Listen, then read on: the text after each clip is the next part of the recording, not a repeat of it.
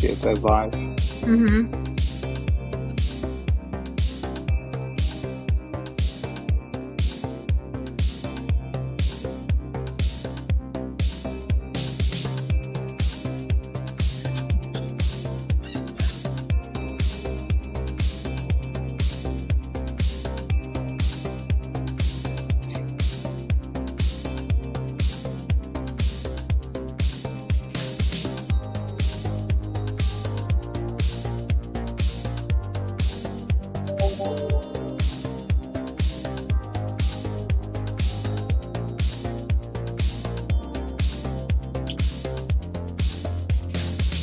What?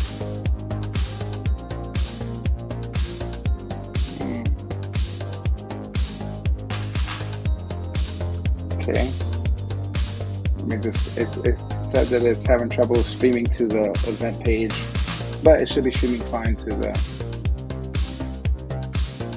Okay. oh, it's fine. It's streaming fine. It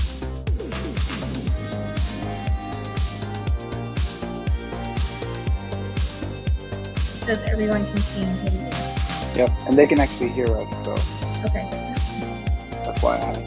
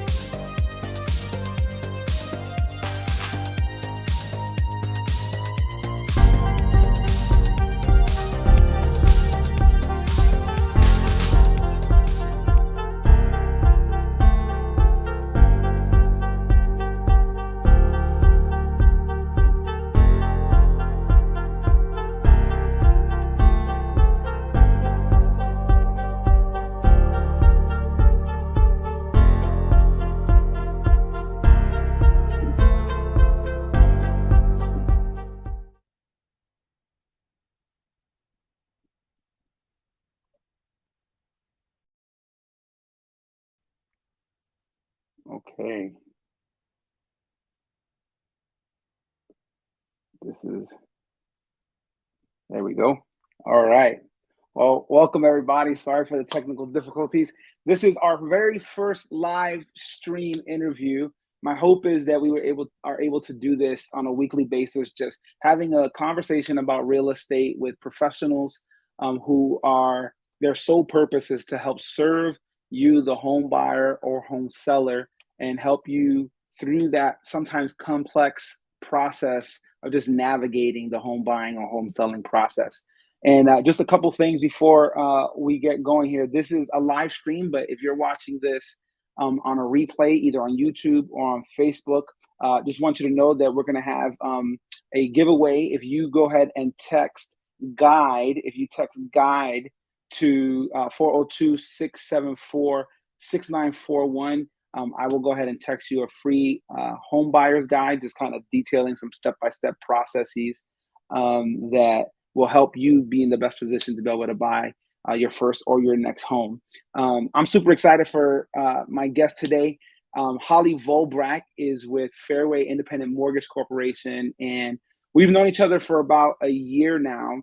I've had my real estate license for 2 years now. In fact, I just celebrated my 2 year anniversary with Berkshire Hathaway, and about a year later, I got connected with Holly Vollbracht. Actually, one of my clients went to her for her services, and then we just got connected, and we've done, I think, 4 or 5, 3 or 4 deals so far. And so she is super talented. I love working with her. She's great. And so we're gonna go ahead and welcome Holly to the stream. Hey, Holly, how you doing? Let me unmute you there. There we go. How you doing, Holly? I'm doing good. Thank you so much for having me, Alvin. Yeah, of course, of course. Well, just so that everybody knows, this is our very first time doing a live stream. So we're both excited, a little nervous because we haven't worked out all the kinks. And so if you could just give us a little bit of grace with that. But this, Holly, this is just going to be a conversation between the two of us, but really just trying to answer some questions that first-time home buyers ask often. And let me mute this. That's not probably professional to have my phone dinging during the stream. This conversation is really designed to help first-time home buyers avoid the big mistakes in just navigating the home buying process. And so, what I hope to do is just be able to just ask some basic questions, some common questions that home buyers ask, and then just let you go to town answering those questions. But before we do that, would you just give the audience a little bit about who you are, how long you've been in the industry, and just anything that you feel that would be helpful in letting them know who you are? Okay, great. Yeah, so again, my name's Holly Vollbracht. I'm with Fairway Independent Mortgage, and I've been in the lending industry since 2001. So I've been in the industry for a long time, been through a lot of different markets. I've seen the market boom. I've seen it bust. I was in during the 2007, 2008 crash and the recovery. This is a whole new market. There's always new challenges. There's always new changes to guidelines. So it's definitely a very interesting field to be in. And, you know, if you've talked to people that have owned or bought a home maybe 3, 5, 10 years ago, it's a totally different process than maybe what they went through. So it's always good to really lean on your professionals like Elvin and myself.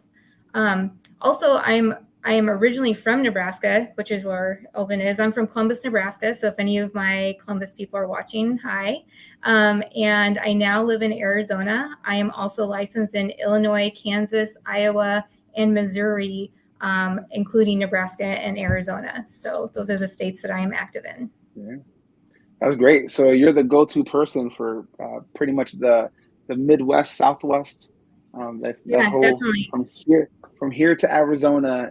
You are the gal. You're the person to help us get especially into a lot of people in Omaha end up, you know, crossing the border into Iowa or something like that. So, I mean, sometimes there's all these border states where it really makes sense to have licenses in both the states. So I'm in Kansas and then Missouri too, because there's Kansas City crosses both lines. So just really helps to have all the licenses.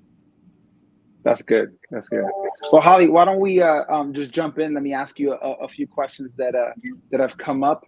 And so the very first question is, what is the first thing you should do when preparing to buy a home? Well, the number one thing that people should do is talk to their lending professional, whether it's me or somebody else. That's really your first step in figuring out where your credit is. Do you need to work on your credit, or are you fine right where it is? Do you have enough assets to be able to close? Sometimes you may be employed now, but sometimes your employment history does come into play. If you've been recently out of work, or maybe you took some time off to have a family or something like that, there may be restrictions on how long you have to be back in employment. So really talking with a lender is really going to give you that guidance on what you need to see if you are ready. I recommend probably people talk to a lending professional. I would say if you think you have good credit, maybe 6 months before you're ready to buy. And if you don't think you have good credit, I would probably talk to a lending professional a year before you're ready to buy. They can give you guidance on, do you need to pay down your credit cards? Do you need to pay off some collections? Do you have outstanding collections or judgments that maybe you don't even know about that need to be taken care of And sometimes that takes time to be able to build up the funds to be able to pay those things off or do those things, or even establishing credit. That's good. That's good. So, calling the lender, and I like what you said about if you think you have good credit. I like that. I'm going to ask some questions about credit here in a Yeah. moment, but I like the way you phrase that. If you think you have good credit, because sometimes what I find is a lot of people don't really know what their credit score is. But just even that timeline that you gave of if you think you have good credit 6 months out, if you're not sure or you don't know if you have bad credit, if you have bad credit, a year out, and Mhm. that's a good healthy timeline, so you're not rushing into things and you're making just good, sound, wise, educated decisions. That's good. That's Yeah, good. So especially right now where there's such short inventory, you need to be ready as soon as that house pops up, and you may not get that first house or even that fifth house or even that 10th house that you put an offer on right now because there's such short inventory. So it may take some time, even when everything is perfect, to be able to find that home. And Elvin, you can yeah, probably talk about that yeah, too. yeah. What I want, yeah, it's often the very first home is that it gets snatched up really quickly. They're not on the market very long, and because the inventory is so short. I often tell people that it's more important that they pay attention to the local market than it is the national market. Can you speak a little bit to that of the differences or why it's important to pay attention to what's going on in your local market as opposed to what's happening nationally? Not that national market is not important, but can you speak to that a little bit? In respect to how fast homes are going or prices, or do you mean like as far as loan options or If I'm a home buyer and I'm watching the news, I'm listening to YouTube channels, I'm listening to podcasts, and there's some podcasts and some YouTube channels are doom and gloom, and they're talking about the national market, but every local market is a little bit different. Every market is a little bit different because of job growth or what the every market is has these unique peculiarities that yeah. make it unique. So, I mean, I'm licensed in a couple of states that have a lot of movement. So I'm licensed in Illinois, and there's a lot of people actually leaving Illinois right now. Mm, I'm also licensed in Arizona, and we're one of the top places where people are actually moving to. Some that's other good. hot spots are places in the South, like Florida, the Carolinas, things like that. Places where things are more affordable a lot of times.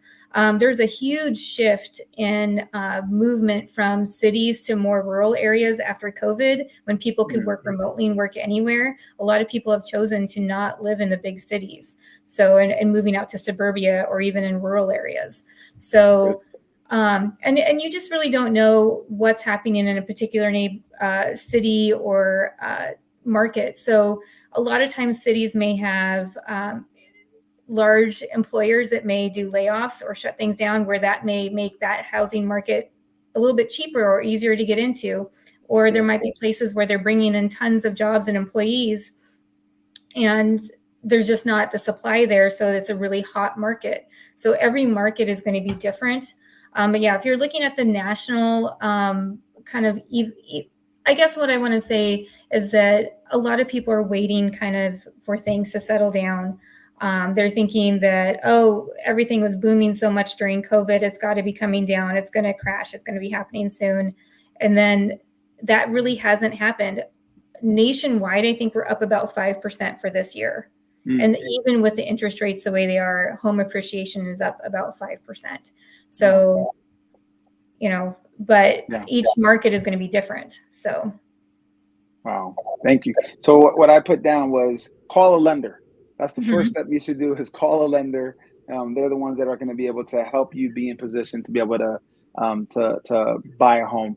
One of the things that I do with my clients is before we ever go house shopping, before we ever hit the road looking at houses, I encourage them. You need to go get pre-approved, not pre-qualified, but pre-approved, so that you know exactly what you can or cannot afford, so that you're not out kicking your coverage when you're house shopping. That's good. Yeah. Okay. Let's move on to the next question. You mentioned credit score. What is the minimum credit score to buy a house in Nebraska? Okay. So most credit scores are not state specific. So Mhm. I'm just going to open that up to everything, but it's going to apply to Nebraska as well. So the kind of tricky answer to that is probably right around a 500 credit score is your absolute minimum.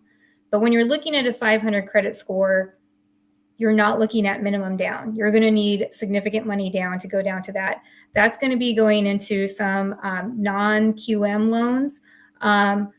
Technically, VA does not have a bottom credit limit, but really, it's really hard to get approved if you don't have a 580. Also, FHA can go down to 500, but anything under 580, you're going to need 10% down on it. So those are kind of the bottom limits. So I'd really say for most people coming in with as first-time buyers with minimum down, you're probably going to be looking at a 580 credit score as your absolute bottom. And that's going to be for FHA or VA. And then the next credit score up, if you want to look at conventional loans, the minimum score is a 620. And if you want to look at USDA loans, so a lot of people in Nebraska are in rural communities. When you think USDA, think kind of farm or smaller communities. Those typically you need about a 640 for that. And the same thing with most down payment assistance programs, they're going to require a 640. So. Okay.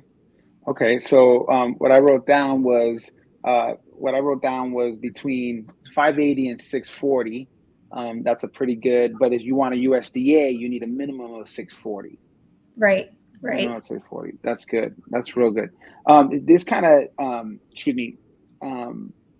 lends itself to the next question. You mentioned a few different programs there. You mentioned FHA, conventional, VA, USDA. Can you talk a little bit about some of those programs? What are the few ways that someone can buy a house, and talk a little bit about each program? Okay. So I'm going to talk about kind of some of the special programs first, and then kind of get into some more broad ones. So VA is specifically just for veterans. So you have to have either been in the military or been in the reserves for a long time to be able to qualify for a VA loan. They are an excellent program. They are 100% financing. They do not have mortgage insurance.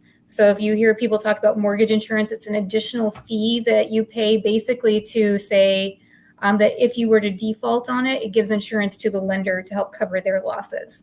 That's what mortgage insurance is. So it doesn't have mortgage insurance. It's also pretty lenient for the veteran. They want to give the veteran the best chance possible to own a home. So they're going to be a little bit more lenient on past maybe collections and things like that. So if you are a veteran, that's probably going to be your best bet as far as getting into financing. And you can oftentimes layer that with other down payment assistance programs. So sometimes you can get into a home with 100% financing and not pay any closing costs, and also not have, come in with even having some equity in the property because the down payment assistance covered some of that for you. Gotcha. The next one is probably that's going to be a little bit of a special program for people is going to be USDA. I kind of mentioned that as well. That's only for rural communities. You can go onto the USDA eligibility map. Anybody can do it. It's a website that's available to anyone, and you can put in an address and see if it's eligible for USDA. And go ahead. Do you know the address for the web address for, is it USDA.gov? Well, that's a start, but there's like additional things to get to the actual map. But I can get that out to anybody who wants to know. I'd have to double check what that is. But it is, you can put in an address and you can actually search to see if that's eligible. The reason why you may want to go USDA is it is 100% financing. It also doesn't have mortgage insurance. So that's another great thing. It's a little bit harder to get approved than some of the other programs. They are very tight on your debt to income ratios. And so that's when you're looking at your total debts, including that new mortgage versus all of your income. And they want to keep the housing debt on that. I want to say that is at 44, and then the total debts under 41%. And so it's probably a little bit more restrictive as far as debt to income ratio. If that doesn't work for you, then you would move into FHA. FHA is also going to be, now I want to say a lot of people think FHA is only for first-time home buyers, and it's not. It's eligible to anyone. FHA is going to also be more lenient on your credit scores, and if you have collections, if you've had charge-offs, if you have past due taxes that you're making payments on, things like that, it's going to be a little bit more lenient on some of those things. So that's going to be the next level of qualifying. Also, I will say that right now FHA does have some of the lowest rates as far as any of the products. VA is pretty good too, but FHA would be next. Then you're going to get up into conventional. Conventional is going to be probably for somebody that has really good credit. They also want to see some reserves, at least 2 months of the payment in reserves that can come from retirement funds. But it's hard sometimes to get approved for a conventional loan, even if you meet the minimum credit scores, if there's only one borrower and you don't have any reserves, because they are going to be looking at your credit history really strongly. If your credit cards are maxed out, if you have late payments, it may not be an option for you. Did I miss any of those? I think I went over all of them. I can't hear you. I apologize. My dog started barking in the background, so I muted myself so that the world doesn't hear him. So I heard it was VA, USDA, FHA, conventional. Conventional. That's great. Here is what we can also talk a little bit about some of the down payment assistance programs if you want. Yeah. There. Okay. So for that, I think I want to, could I do a screen share on some options? Absolutely. Go ahead and share it and I'll throw it up there. Okay. So let's see here. Apologize, this is taking me a little bit. I have 3 different screens and I'm trying to find where I can get to showing the screen. That's good. Is this not letting me? I was putting into the comment, a few people posted some comments. I asked for some questions and some people put some in the comments, but they put it on my personal Facebook page. And so I just kind of wrote them down and I posted them here so that we can ask them. I'll ask them a little later, but if you're ready to go ahead and share that screen, I can throw it up here. All right, so I am going to share. Okay. There we go. Can you see? Okay. So let me get over here because it's kind of big and you can't really see everything. So I want to talk a little bit about NYFA first, since most of you are in Nebraska. So let me just make this a little bit smaller. I can just do that right there. Okay. So they do have several different loan programs. They have a first home loan, which is only for first-time home buyers that haven't owned a home in the last 3 years. There's also an option for borrowers that are coming back into the home ownership field, that maybe they've been out for a little while for whatever reason. So if you've already owned a home in 3 years, the welcome home option would be for you. It also allows for a little bit higher income limits because there are income restrictions on these assistance programs. And there's also, like I said, you can tie in military assistance, with your VA. I want to also show, I have an example of kind of how a NYFA program would work for somebody. So hopefully you can see this as well. So for a first-time home buyer in Nebraska, let's say they're purchasing a $255,000 purchase price home. This is an actual example of somebody that I have qualified for right now that is looking for a property. So it's $255,000 for the purchase price. As of today, the interest rate for the government assistance program is 7%. Their total payment is going to be $2,381.28. In this situation, their costs are basically, there's the purchase price that they have to come in with. This is an FHA loan, so it would have mortgage insurance premium, which is this amount. There's prepaid items when that's going to be your taxes, your insurance, and interest until the end of the month that gets collected. And closing costs, that's how us lenders get paid.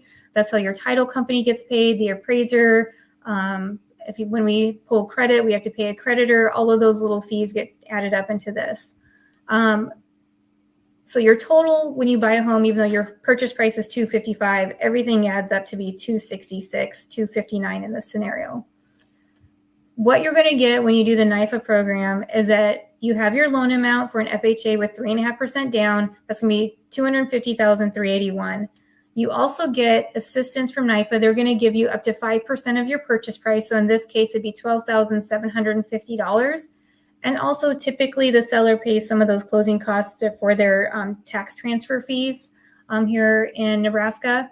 So somebody's total cash to close is going to be $3,128 on a $255,000 purchase price.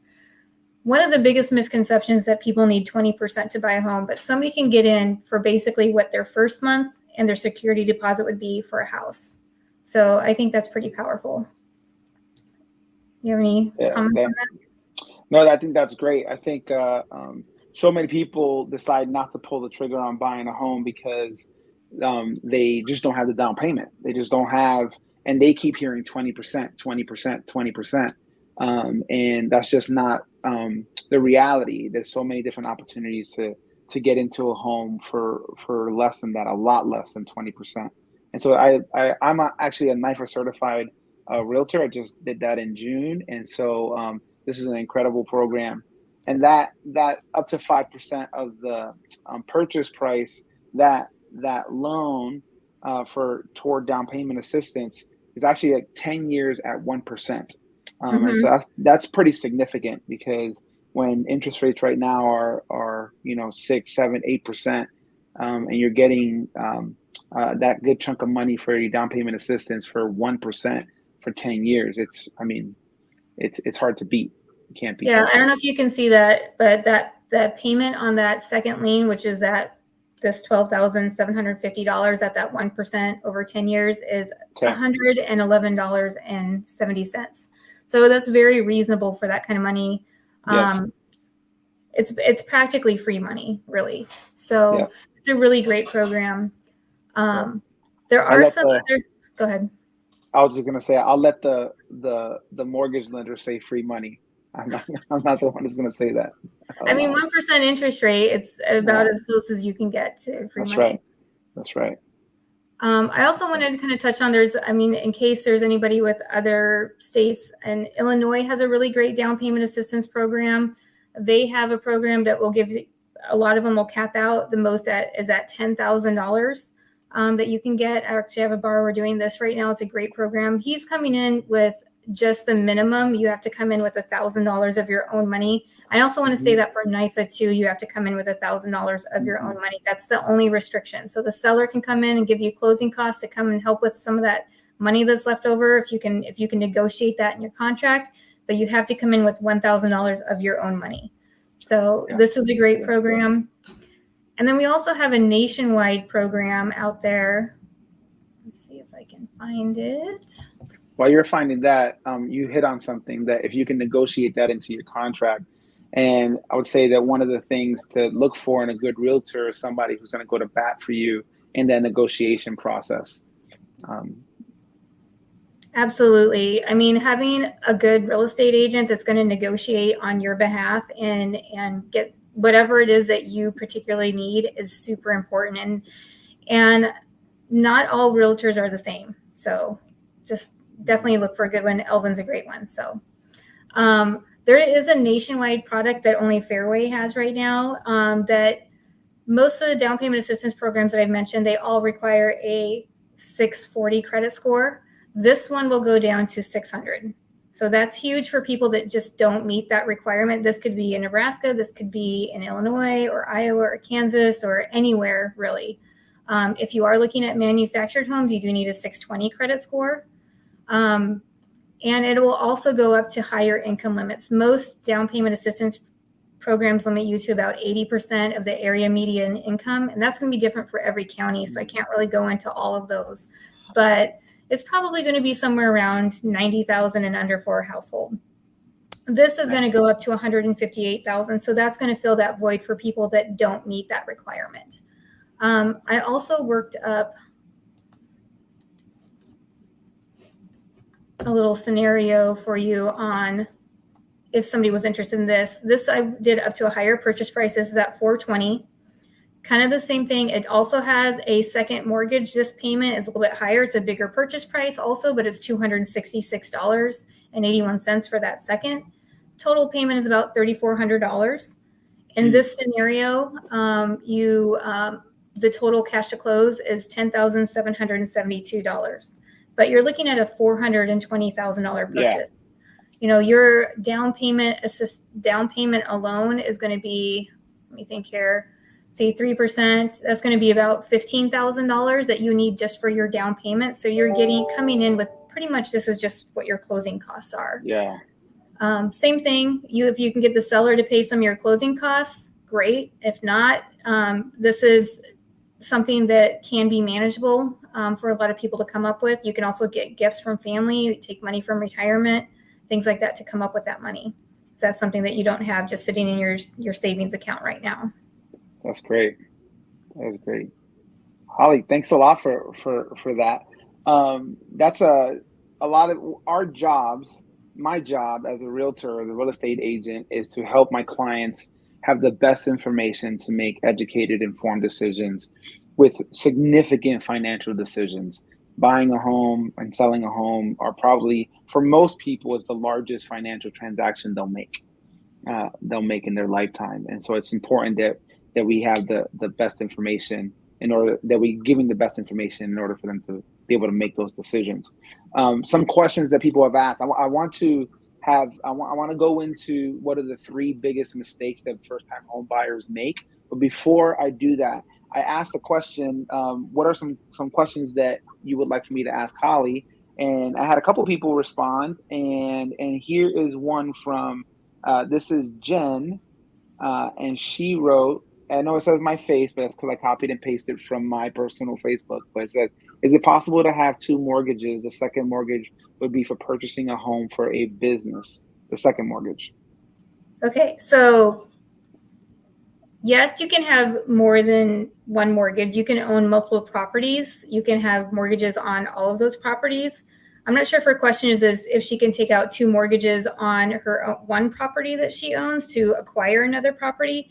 But you can definitely do that. There's different ways. That's how a lot of commercial financing goes, is that it's going to be using your house as collateral. If it's a commercial for a business, you probably want to get a commercial loan for that business, but they may use your house as collateral.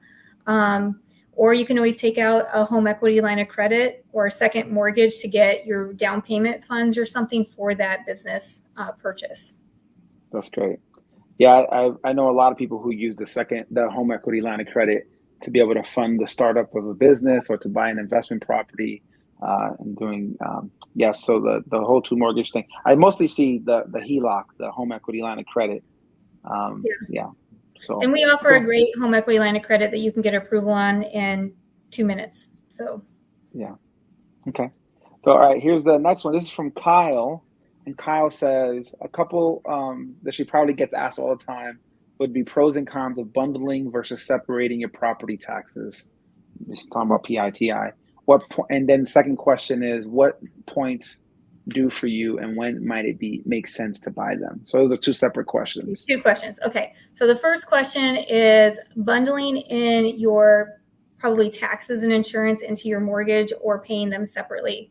So after the last housing crash, you have to actually bundle it if you on all government loans, FHA, USDA, or VA. It's not an option to not have your taxes and insurance included in your payment. On conventional loans, it is an option if you have at least 20% equity in the property, then you can pay that separately.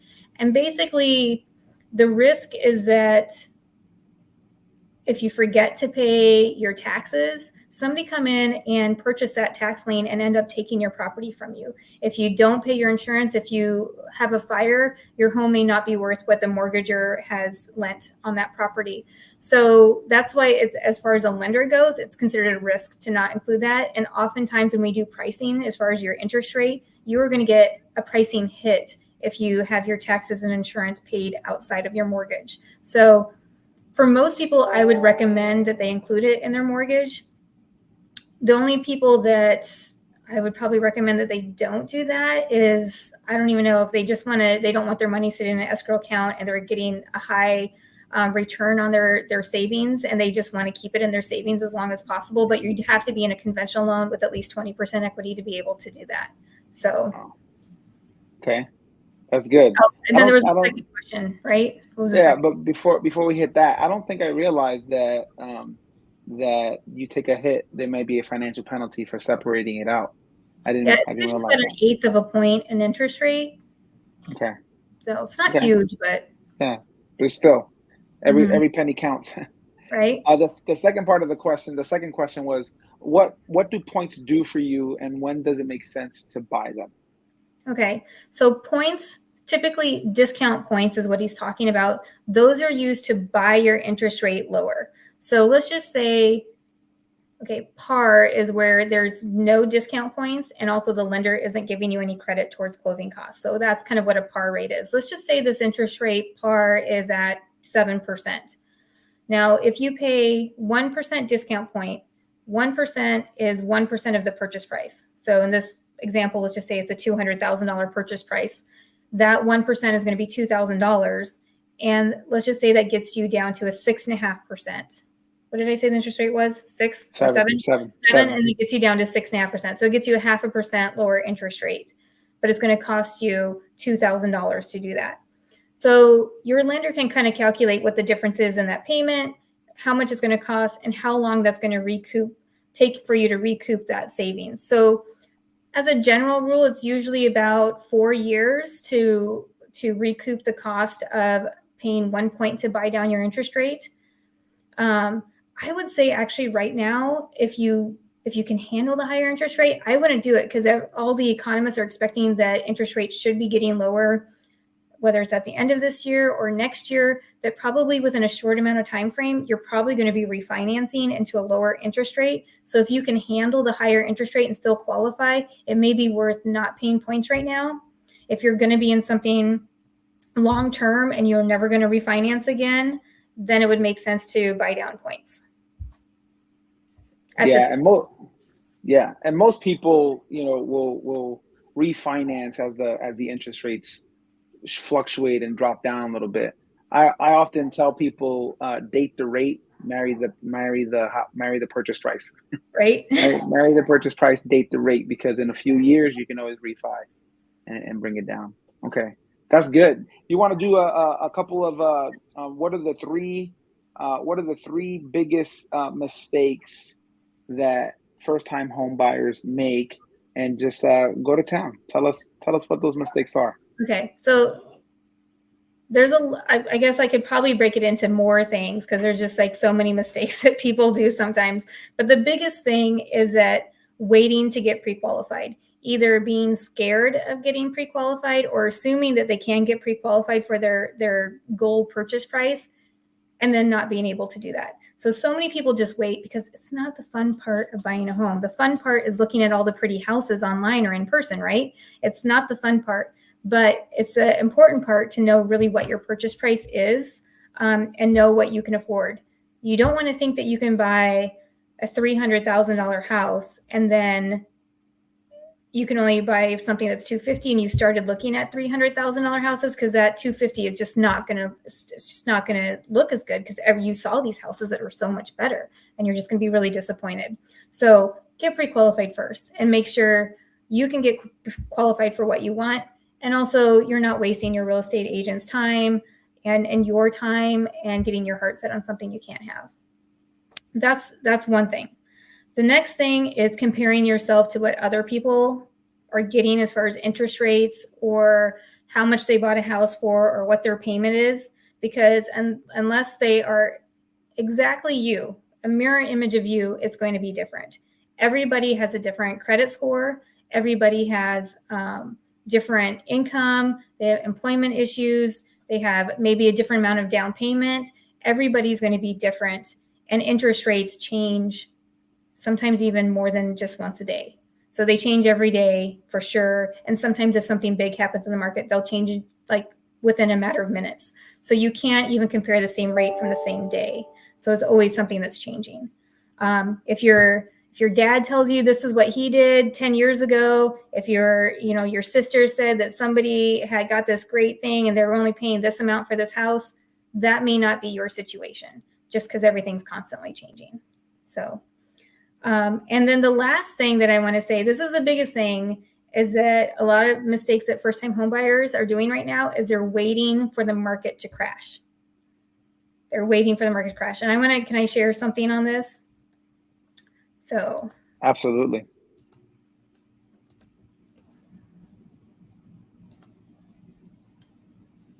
Are you sharing your screen right here? Yep. So if you want to. There we go. It's still on the last one. Let's see here.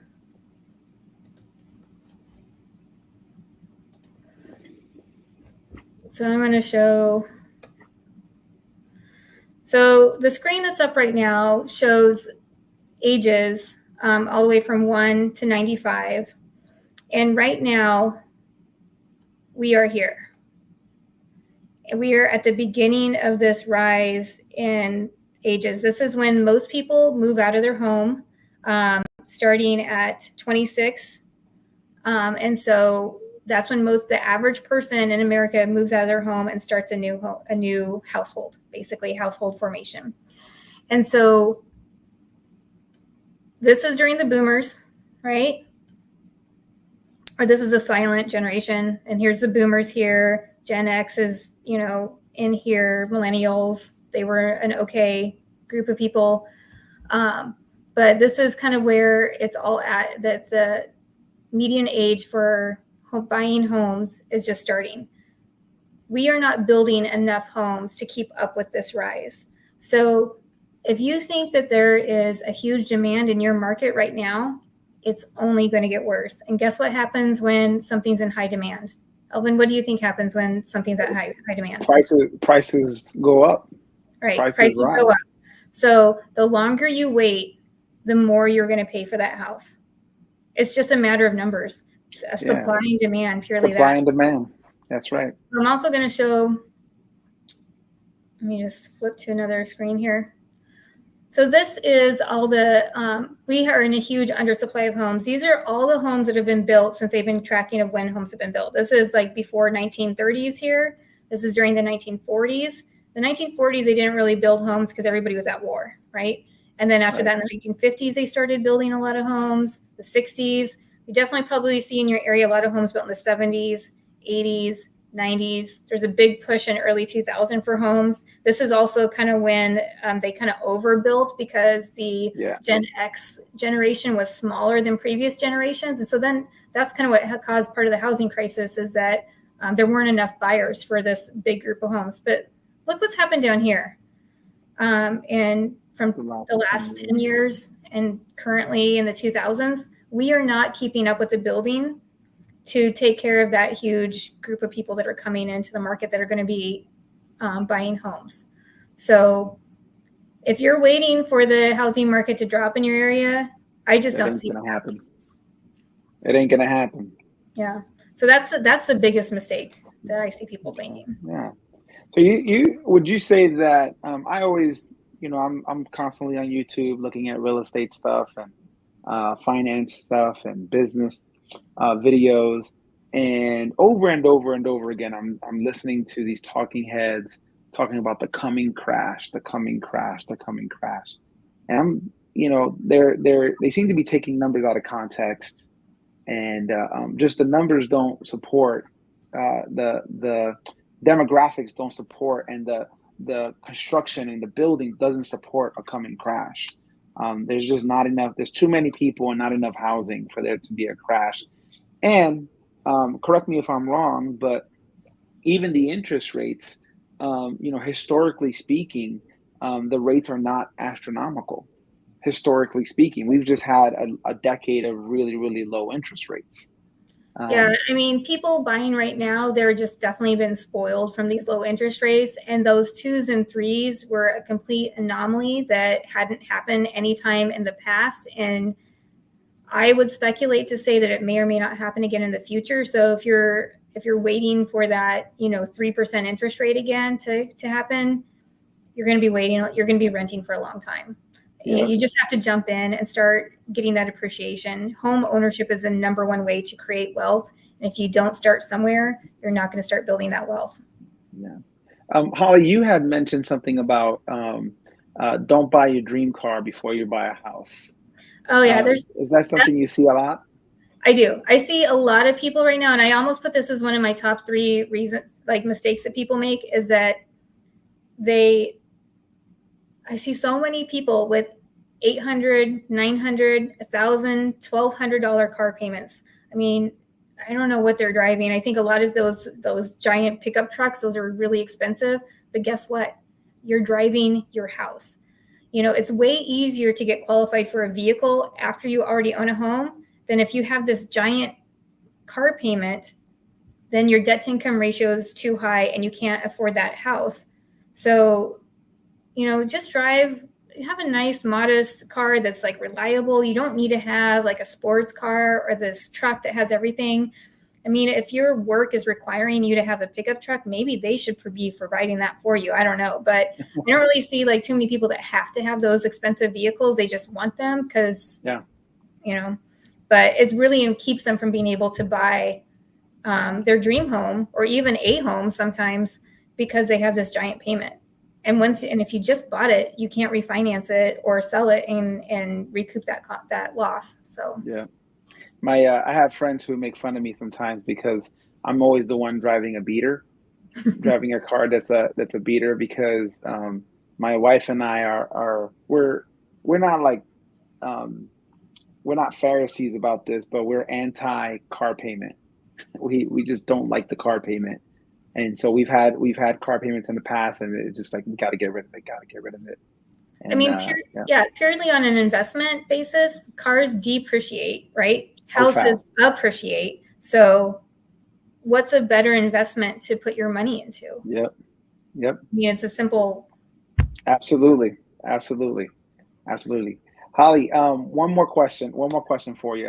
Okay. You had mentioned in an email once about how sometimes it's important that some people try to fix their credit on their own, Mm-hmm. and some of the downfalls, the pitfalls of trying to do it on your own, and some of the mistakes that people make. Can you speak a little bit to what are some of the mistakes that people make, and why should they ask a pro for help when trying to fix their credit if they've got busted Absolutely. up credit? And this is part of some of that initial pre-qualification when you're coming in either a year or 6 months before you want to be buying.